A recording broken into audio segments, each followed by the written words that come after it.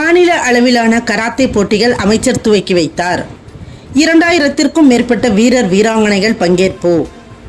மாநில அளவிலான 2 நாள் 49வது ஜூனியர் கராத்தே சாம்பியன்ஷிப் போட்டிகள் திருச்சி டிவிஎஸ் டோல்கேட் அருகில் உள்ள ஜமால் முகமது கல்லூரியில் உள் விளையாட்டரங்கில் நடைபெற்றது.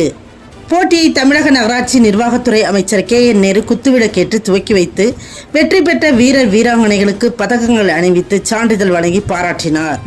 முதல் நாள் இன்று நடைபெற்ற போட்டியில் 7 வயது முதல் 9 வயதுக்குட்பட்ட வீரர் வீராங்கனைகள் பங்கு பெற்று போட்டிகள் நடைபெற்றது. இப்போட்டியில் தமிழகத்தைச் சேர்ந்த 2000க்கும் மேற்பட்ட வீரர் வீராங்கனைகள் பங்கேற்றனர். வெற்றி பெற்ற வீரர்களுக்கு தங்கம், வெள்ளி, வெண்கல பதக்கங்களும் சான்றிதழ்களும் வழங்கப்பட்டது.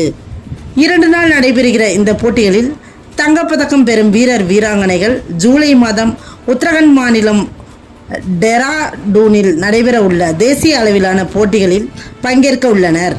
மேலும் தேசிய அளவில் போட்டியில் வெற்றி பெற்றும் வீரர் வீராங்கனைகள் ஜூலை மாதம் இறுதியில் இலங்கையில் நடைபெற உள்ள சவுத் ஏசியா சாம்பியன்ஷிப் போட்டிகளிலும் பங்கேற்க உள்ளனர்.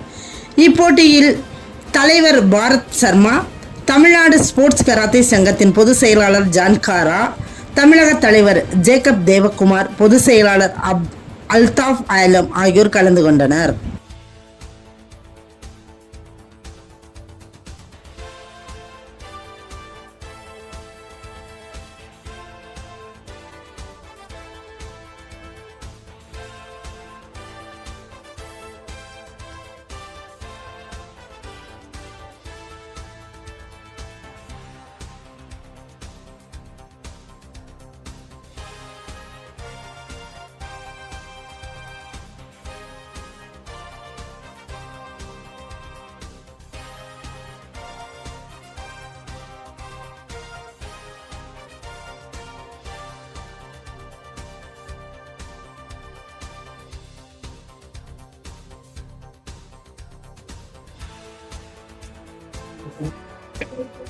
அன்பான வணக்கத்தை தெரிவித்துக் கொள்கிறேன்.